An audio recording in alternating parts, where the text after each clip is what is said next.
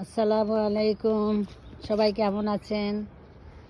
আলহামদুলিল্লাহ, আমরা ভালো আছি। পেয়ারাটা ভালো করে পাকে নাই, তারপরও পেরে ফেলবো। সিলেটে যাব, পাখিটা যদি খেয়ে ফেলে, এই জন্য চাচ্ছি পেয়ারাটা নিয়ে যাই ওসি সাহেবের জন্য। এই দুটা পেয়ারা খাওয়ার মতন হয়েছে, আরও আছে, এগুলো এখনো পাকে নাই, পাকবে কিছুদিন পর। নাও পারো,